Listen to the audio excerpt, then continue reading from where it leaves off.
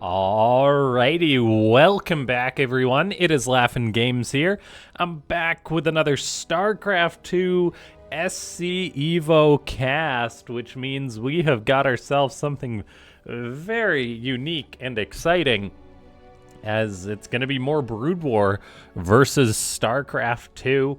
And yeah, this mod has just been a ton of fun. It's quickly becoming a staple on the channel. And so here we are in the upper left. It is Milkicow, a European player, usually playing Terran, and this time he is playing Brood War Terran for game number 1. And his opponent is a very formidable one. However, no one is infallible in this mod. It's Dark, the Zerg player. He is playing his prime race, StarCraft 2 Zerg, but the rules are very different in this matchup. And yeah, ladies and gentlemen, before we get too far into this one, make sure to go ahead, click that like button if you haven't already. Leave a comment down below saying more SC Evo, more games, anything. It can be absolute gibberish. It all helps out with the YouTube algorithm, and I appreciate every comment. And then subscribe if you're not already subscribed. This is a newer YouTube channel. And yeah, we're trying to hit that 1,000 subscriber mark. We got a ways to go, but I'm sure that will happen sooner than we think. So yeah, I'm very excited to see how this match goes, as there is a definitive meta developing when it comes to Brood War Terran versus StarCraft 2 Zerg, because Brood War Terran tends to be opening with these highly aggressive one-base bio pushes, and it just seems to work very well. It's quite oppressive against StarCraft 2 Zerg. Just because of the presence of the early game medics, the Zerg has to come up with counters to that. And I previously cast a match. I believe it was... Gosh, who was it? It was Spirit against Wayne, I want to say. And yeah, there was similar sort of meta developing. And so now we're going to see how much homework Dark has done on this mod, which may or may not be a ton, because he will be facing that same early Terran bio push. Milkicow will have a command center on the way, of course, a little bit later than what a usual, say, one Rax expand would lead to. But now the Terran, he is going to be getting ready to move on out. That command center is going to be getting queued on up. He queued it up for a second, then he stopped it, I guess, just wanting to get out the next round of production or something like that. Yeah, Milkicow prioritizing getting out a few more fire bats before building that command center. For some reason, though, like, he queued it up. It's weird. He queued it up and then it didn't actually go up or something for a second. So very bizarre, but now it's building, and Milkicow is looking to push across the map towards his opponent. Looks like he may even be adding a bunker with this as an SCV moves forward. This is an even cooler strategy developing for the Terran, looking to just really hard lock the Zerg on 2 bases. Now Dark, he is electing to go just for lots of Lings to respond to this. No Roaches. He's got up to a reasonable number of drones, but man oh man, this is going to be a lot of Lings for Dark, so Milkicow will need to be careful. I think he stimmed preemptively there. That stim led to nothing.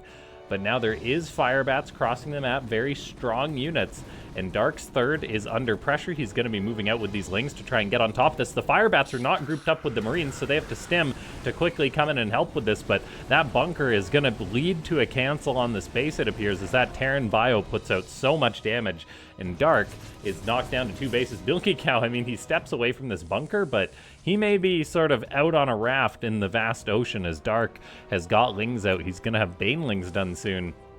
And I'm not sure Milkicow will be able to get home safely. He does have another firebat crossing the map, although he's on move command. Come on, Milkicow. What a huge mistake by the Terran player. He even had another firebat that he just forgot about. Milkicow has just made 2 ginormous mistakes by doing that. Now it appears Dark is getting ready for a counterattack. It's cool to see. We don't really see Baneling busts in SC in regular StarCraft 2 anymore, but in SC Evo apparently they can be alive and well. Milkicow is moving out on the map with his firebats, with his 1 medic, and I believe there's a Marine or 2 in there. 2 more firebats did just pop out, actually in time, as they're just Banelings want to go off on something, but they don't really want to waste themselves on a single firebat. So Milkicow's bio is split quite nicely, but now this one Firebat is stimming after all those Banelings. Milkicow has to pull some SCVs against those Banelings as Dark gets into the Terran's main base, and we'll see whether Milkicow can stabilize or not. Another Firebat does go down. So far, the Terran hasn't lost too many SCVs. Dark is just rallying out more and more Lings, though, but as long as there's more Firebats building, he should be fine. A medic even heals up the SCV that threw down a panic door for the Terran. But I do believe a lot of that was preventable for Milkicow. He could have kept some more of those units alive. His bunker is now under pressure. There's no salvage for Brood War. Dark rebuilds a third base, realizing his aggression will not work. But all in all, Milkicow, he kind of got slapped down a little bit there, but fortunately he didn't take too much critical damage. Still, though, it's not going to be an easy position to come back. I feel as... I mean, Dark is just... He's got free reign on the map with Lings, basically. And if Milkicow tries to go across the map, it's not an easy thing to reinforce fast enough. And then it's also notable that Brood War Terran, the bioplay, it's not like if your push gets forced back, you can just load up into Medivacs and head home. There is no such thing available. Stim on these Firebats on the Marines, constantly being healed by the medics. We're now getting those 238 shells to increase the range of these Marines. Couple of Banelings went off there, it appeared. Dark does have burrow done in 10 seconds, so Baneling landmines are a possibility down the road. For now, though, the Terran is getting aggressive, but no reinforcements crossing the map. This is just such a small force he's pushing in with, but he's going to try his luck. Only 2 Firebats. That is not that much, as Dark is out on the map with his Lings once again, maybe looking for some reinforcements, but none of those are coming. He does actually lift up the wall, so he's got to be real careful about that. There's more Banelings coming for Dark. Dark is going up in his drone count. Milkicow has got himself a decent 2-base economy, but man, oh man, this bio pushing up the ramp has got to be so careful. A comsat station was on the way to help potentially clean up some of this creep, but there's so many burrowed Banelings. And where's the connection from Dark? There they go. A double Baneling landmine takes out the 2 squads of Milkicow's army. He now doesn't have the firepower to fight off these Lings. The medics, the Firebat are just running away. The medics can heal each other, but they will just die most likely. Well done by Dark. And Milkicow, yeah, he's just been getting oppressed a little bit, as Dark is just an absolute monster of a Zerg player. He seems to be playing a style that has some weaknesses. For example, the Firebats are incredibly good against the Lings and the Banelings. We see a double scan from Milkicow. Those might have even been GG scans to see, like, okay, what position am I in? He's going to regret that, though, as he's going to have needed that scan energy to land his command center. Scans require 50 energy, so he's got to wait for that to build up a little bit more. So he's going to wish that he didn't just go for double scans. And let's see.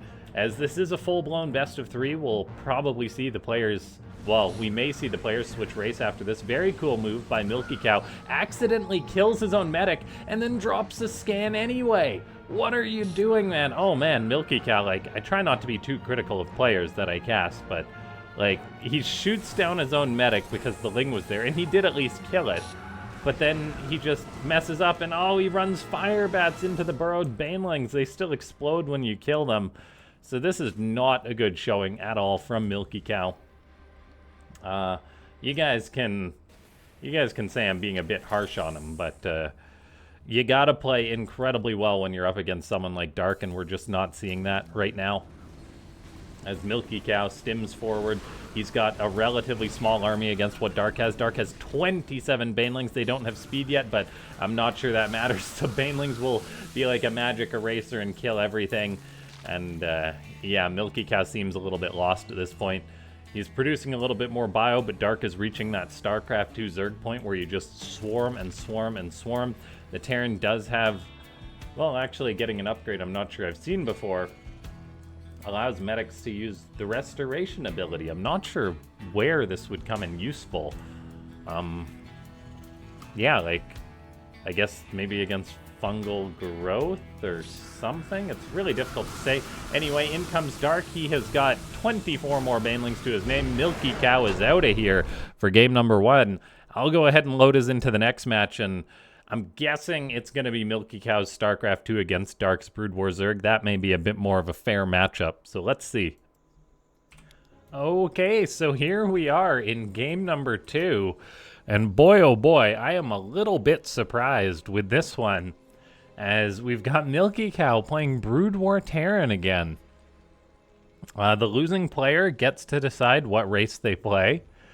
And yeah, I'm surprised to see that Milkicow, who lost game number 1, said, "Give me some more of that Starcraft 2 Dark Zerg." So I'm just curious, because I think Dark is probably way less confident as Brood War Zerg, whereas Milkicow, he's a good Starcraft 2 Terran. So I guess he just likes playing this Brood War Terran style. We'll see if he changes it up at all or goes for a similar strategy, but maybe tries for a bit better execution. I know I'm critical of players in my casts, and I always will be, because that's just how StarCraft works. Like, you point out what people do wrong. If someone made a wrong move in chess, you'd point that out. And yeah, that is exactly what happened with Milkicow. A few little things that went wrong. They're all very correctable things. Like, I loved his decision to proxy Dark's third bunker. It really gave him control. Then it just kind of went south from there. So maybe, just maybe, Milkicow can do something a little bit different, as the blue Terran player is getting all set up here. Third rack's on the way. The third rack's very far back, interestingly enough. I'm wondering if that's just to try and make Dark Scout a little harder to find. As an Overlord, we'll probably check the front, so if you put all 3 racks there, I suppose you'd be like, hey, it's a 3 racks opening. Now he's a little bit in the dark, though. No pun intended. It is Purity and Industry, so the Zerg does have a bit of a tough choice between taking the further back base or the much more exposed frontal one. SCV checking, confirms the natural base, and then heads towards the third to see that that's on the way up. We'll see if Milkicow builds a bunker once more, like he did in the previous match. And he does. So he's thinking, I played that a little bit wrong. Let's do the same, but do it a little bit better, which I gotta respect from a player's perspective. He did look a little bit off, and he very well could do much better with this push. He's already got 3 Marines crossing the map, heading to Dark's third. I doubt Dark has encountered this kind of bunker shenanigans before, so it's uncharted and untested what you need to defend against it. Now, that is very, very far for these Marines to go, and Dark is actually going to try and intercept the Marines, it appears. The 3 Marines, they do find an Overlord of Dark in the middle of the map. The bunker has the SCV hiding in it very wisely. Now, Milkicow, he may not make it to this bunker in time. The SCV has no choice but to try and repair and hide inside, so it looks like Dark's quick reaction of a high Ling production shuts that down. That's minus 100 minerals for the Terran. At the same time, these Marines in the Firebat, they do poke in, but now they are being repelled. A medic joins up with the Terran force. That's actually quite important. He's got to micro that Firebat to keep it alive. Unfortunately, it does perish. There is another Firebat on the front lines. Dark is trying to avoid producing more units. Keeping that Firebat alive so it can just be healed up and get more value is massively important. Another medic crosses the map.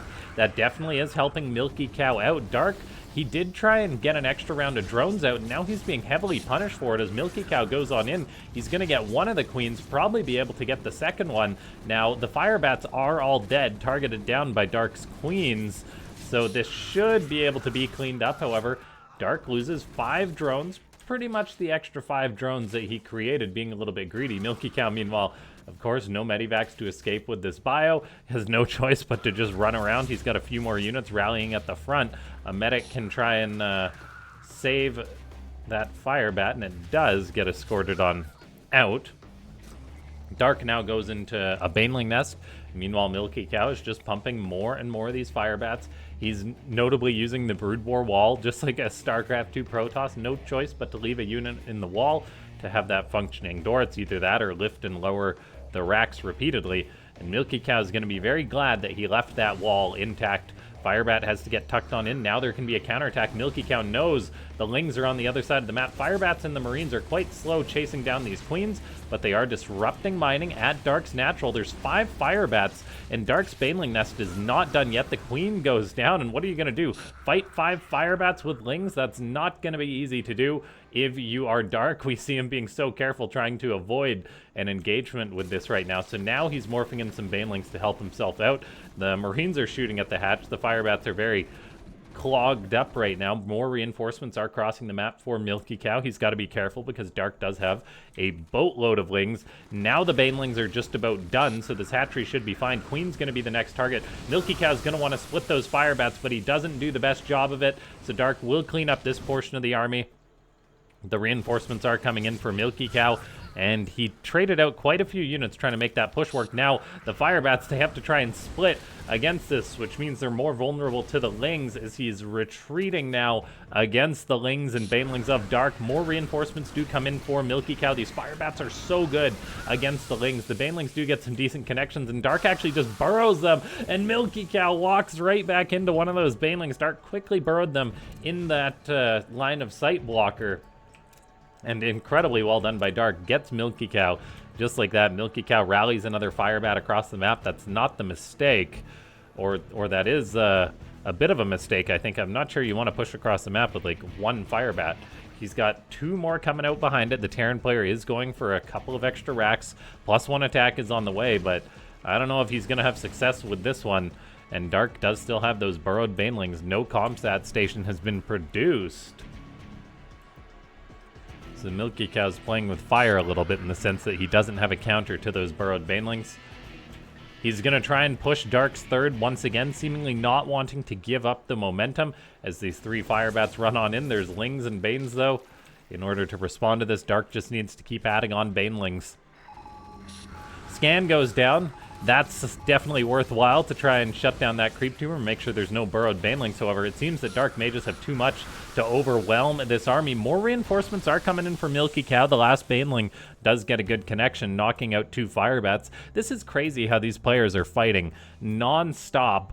It's really initiated by Milkicow, but non-stop with just such little supply right now. Like, it's 5 medics, 2 fire bats, and 8 marines against 4 banelings for Dark. He's now just firing up some more lings. Dark does have a very high queen count, though, and the queens are tremendous against the fire bats, it would seem. The marines can try and fight, but now Dark, I mean, he's just got to get some banelings in there to break that up. Looks like the fire bats do a good job soaking for now. There is so many medics for the Terran. However, lings are coming forward. Baneling's trying to get down the ramp. They are blocked by the queens. Milkicow's trying to split his force as well as he can. He does lose 1 medic, but keeps the rest alive, so not a bad trade for the Terran.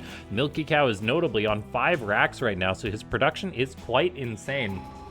Scanning to go up the ramp. Very wise decision. Adjustment from eating those previous baneling connections. And looks like the queens are targeting down the fire bat. Dark realizes how anti-Zergling those fire bats are, which is massively important. The bio is kiting back. It's mainly marines and medics for now, but this is actually so darn close right now between Milkicow and Dark. Can he make the push work? He's got to fall back once again as there is more baneling scan, so he has high ground vision. I love to see that. The queens are doing incredibly well, though, just dropping transfuses and keeping Dark's backline alive. They've soaked so much damage, and that's the thing with fighting with low numbers of units. It's not easy in order to... Oh no, Milkicow's going up the ramp. No scan this time as Dark sets off a baneling landmine. Milkicow loses so much, and he went for a scan that one time, but the second time he doesn't scan, he gets punished hard. The Terran does have a 3rd command center on the way. He is just pumping more and more units. Supply and upgrades are still... Well, upgrades are in favor of Milkicow. Supply is not bad. There's also 8 racks, pumping for the Terran. So his production is next level. Dark has got up to 63 drones, so his production is exploding, but he's still on 3 hatches, so really limited by larva. Milkicow's coming on in once again. He's scanning to see what he's up against. He's got lots and lots of fire bats. Banelings are coming forward. He wants to split against those and then just keep trading out. That +1 attack is going to help him out, but he's got to fall back for now. And then +1 armor will be done in a relatively small amount of time for the Terran. I mean, 14 seconds, then he's going to have a 1-1 upgrade advantage. If there's going to be a time for Milkicow to win this game, that is going to be it. The Terran player has seemingly given up with this push. Dark has actually snuck a few more burrowed, or he just left those other banelings there. A scan goes down as Milkicow goes up this ramp. Firebat's Marines gonna try and break into Dark space. There's quite a few banelings, but there's not that many Firebats running forward to prevent those banelings getting on in, but still Dark holds the line. Another scan goes down right away, and Milkicow fails to break into Dark space. 1-1 is still present for him, but it is not a great position to be in now that Dark has got baneling speed. He's going to have +1 done in about 20-ish seconds or so. And the Terran player, he's been having a hard time to break Dark. We're now seeing Cautelus Reactor on the way that allows medics to have more starting energy and increase their maximum amount of energy. Not that these medics have been anywhere near their maximum amount of energy, as they've just been burning their money as quickly as possible. Dark has a 4th hatch attempt. That does get shut down. However, he's been very good with his play lately in order to double expand, because Terrans have been so often shutting down that 4th hatchery. Dark says build a 4th and a 5th, and that's really going to benefit him, as the game is now pivoting into siege tanks. But look at this, Milkicow comes on in. He's going to be looking to kill this 4th base, and he does. Dark doesn't even cancel that. So beautifully done by Milkicow, who is going to be slowing the game down a little bit now with this siege tank production on the way. He's getting a science facility, a control tower on that starport, so he can potentially get some science vessels and make irradiate. He's got to be so careful of these banelings for Dark, though. Oh man, Dark could potentially get some game-winning baneling landmines against Milkicow. Is he paying attention? He does detonate those banelings, and that is massively painful. Milkicow then goes for the reactionary scan, as Terran does. It's just not a good feeling. He's also out on the map against Dark, who's got 29 banelings, 63 lings, so he's got to be oh so careful. Once Milkicow comes in with some siege tanks, though, if he keeps pumping those Firebats and gets a nice setup, he can maybe inch in towards Dark space. Irradiate, though, is on the way. That's going to be massively effective. He can always toss down Irradiate on the science vessel, chase down drones, chase down lots of banelings, that kind of thing. And yeah, well, let's see, as Milkicow is coming on in. He's got his long line army. He's even shuffling the tanks, which I love to see, dropping a scan. I mean, the Terran player is playing quite well. There is tanks in the back, sieging on up. He's looking to move in, shut down Dark's 4th base. Now Dark has had enough. He's going for a counterattack. There is quite a bit of Terran bio in order to respond to that. Is Milkicow microing this? I mean, he's not doing a bad job, as he does react. He's pulling the rest of his army home to try and deal with this. He's got a tank and his medics, though. I mean, they really support this army. And, I mean, he does lose a tank, but all in all, not a bad trade for Milkicow. He can keep the pressure going if he shuffles these tanks forward towards his opponent. Irradiate is almost done. There's already one science vessel out. Now Dark has got to try and clean up these tanks. He's going for a surround. Gets a surround on one of the tanks, as there's no bio to support it. And there is a lack of medics here, as they are unable to provide the healing support for all those Marines. So that's actually quite a nice engagement for Dark. Milkicow, he's got the science vessel. It doesn't have the energy for Irradiate just yet. Oh, yes it does, pardon me. There we see it. And Irradiate is done research, but Dark has managed to get out an Ultra Cavern. We're even seeing Titan Reactor on the way to give those science vessels more energy. Irradiate can be a game-winning spell for the Terran if used correctly, but now we're seeing Dark go for some counter damage. He's been on the defensive all game thanks to Milkicow's strong pressure, and Milkicow has played a much, much superior game compared to his game number 1. Still, he's having a bit of a tough time. He sees everything that Dark has. There's the science vessels running around. Irradiate gets tossed down on some of those banes, and that base should be able to land. Dark, though, is not one to give up on the baneling run-bys once he's got them off. We've even got just a couple lings and banelings hanging out to the left. Milkicow does need to be careful, and then dealing with these ultras is not going to be easy, man. Like, ultras will just destroy these Marines. There's no 2-2 for the Terran as well, so Dark, he's heading into 2-2 ultras with chitinous plating. The tanks are going to be the only anti-ultra tech that Milkicow has, and tanks are not terrible against ultras, but it's a little bit concerning right now. Maybe we can see some great Irradiate plays. I mean, if it's just the ultras and all the lings die to Irradiate, there's a chance. As Milkicow moves forward, he's got some of this bio, however, he sees the first Ultra and he's not going to be happy about that. Tosses Irradiate on it, but gets an Ultra. It doesn't really care. How much damage does Irradiate do overall? 250. So, I mean, it takes a long time for Irradiate to get off, But once it does, that's not bad. We do have Lings finding a tank. It's unsieging, but not quick enough, so it will go down. That's 2 tanks for Dark.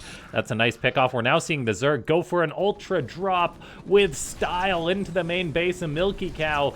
This is going to be massively problematic for the Terran. Production compromised. Irradiate looks so darn cool on those ultras. The developers did a fantastic job on that spell, but it's mass Marines against ultras, Brood War Marines, Starcraft 2 Marines. It is not good. I mean, they did surprisingly well considering the circumstances, but Dark is hitting his stride. He's taken out the 3rd base with the Baneling run by. The 4th of Milkicow is being worked on, and despite Milkicow's attempt to kill Dark for like 10 solid minutes, he was unsuccessful.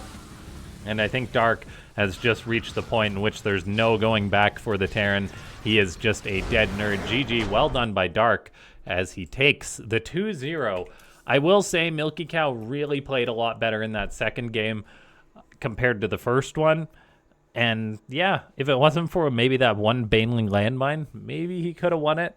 And yeah, going toe-to-toe with Dark StarCraft 2 is no small feat. So really, really well done by Milkicow. And yeah, ladies and gentlemen, if you watched up until this point and you're not a subscriber to the channel, go ahead and subscribe. Click that like button, leave a comment down below, and I'll see you guys next time.